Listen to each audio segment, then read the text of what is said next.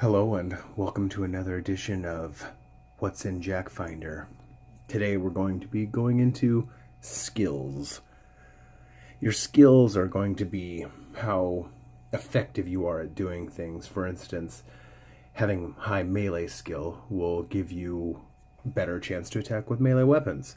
Having high ranged skill will give you a chance to attack better with ranged weapons, so on and so forth. I'll be diving into the skills in each individual one a little bit later. Why are skills important? So skills directly correlate to your effectiveness in battle, not just with using items and gear, but using your abilities and stuff too. As you get higher level, the abilities that you use are going to require a certain amount of skill and a certain amount of stats. So let's dive into that real quick and see what we have here. A character sheet on hand. I'm at work, clearly. But these are the 6 basic skills that you have to put points into. You have at the top melee. That's going to affect your melee attack, like I mentioned before. Ranged, that's going to affect your ranged attack. Destruction, that's going to be the destruction magic, and that's going to affect how well you do with magical spells that do damage or magical abilities that do damage.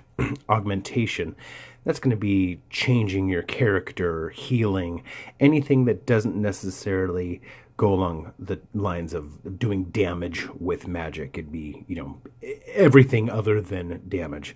And then at the bottom is stealth and diplomacy. Now, the top 4 are going to be the ones that you guys gear your points to the most, but don't forget about stealth and diplomacy. Stealth is going to give you the ability to sneak around, to do sneak attacks, things like that, to be less of a target. Diplomacy is going to allow you to essentially talk your way out of things, learn things from people, barter with vendors, and even get lower prices on the online auction house. The neat thing about skills is that each one is kind of multi-encompassing. For instance, melee skill. You may be really good with a sword or a dagger, and that's going to require melee skill. However, the stat that affects those weapons, or what stat you need to use those weapons, may be different. If you're using a big ass sword or axe or hammer, you're going to obviously want to be more of a strength based character. But if you're using things such as like daggers or nunchucks or anything like that, you're going to want to be geared more towards dexterity. What makes each skill cool is, like I said, you could be a super high melee skilled character, but you may not be able to use certain melee weapons based on your attributes. For instance, you might not be able to use nunchucks even though your melee skill is really high, just because you don't have good dexterity. Now, you'll be able to use them, pardon me, but you won't be able to use them as effectively. Same with ranged attacks. Using ranged attacks such as guns or bows or even throwing rocks or spears or boomerangs or anything like that, grenades.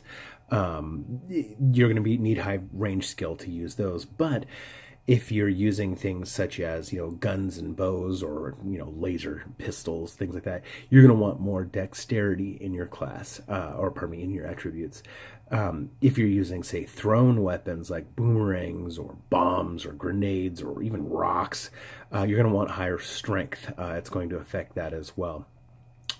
Going into the magic stuff, destruction magic and augmentation, both of those will more than likely come from your wisdom or intelligence. Pardon me, I can't remember what I have the stat listed as, but it's going to be the same thing. Now it'll be pool from the same source, but the abilities will all be different. Now, diplomacy and stealth, those are going to be based on your charisma and your dexterity.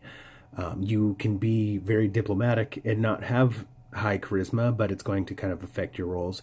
You can be very stealthy but not have high dexterity, so that will affect your rolls. So if you plan on doing a lot of diplomacy, you're going to want high charisma. If you plan on using stealth, you're going to want high dexterity, but there's nothing locking you into having to have those attributes. So do as you will and build as you want. Your stats, your attributes and your skills, though they kind of mesh together, you will be able to effectively do everything, even if your attributes don't necessarily match up. So I'm going to give you kind of an example of how these work based on Bertio's skills. Bertio is level 5. He's put his first 2 points into melee and his next 3 points into ranged. This allows him to use slightly better than noob melee weapons and slightly better than noob ranged weapons. What's important about this is that his gun is a one-handed blunderbuss, similar to a normal blunderbuss, but it's more pistol style. In order for him to even equip the blunderbuss, he has to have a range skill of 3, which he does. To use the sword that he's using, it's just your basic longsword. He doesn't need any melee skill, but by having a melee skill of 2, it actually is going to affect his modifiers when he's attacking, so he'll be able to land attacks more often.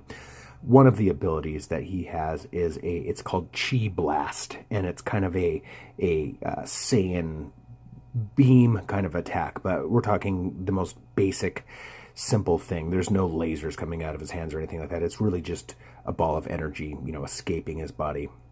Well, in order for him to use that, he has to have a destruction skill of at least 1. Now, right now, his destruction skill is 0, which means that he's not going to be able to use that ability at all. He also has another ability called, it's like Saiyan Power Up. It allows him to power up to use his Saiyan abilities, such as Chi Blast. Well, in order for him to do that, he needs to have an augmentation of 1.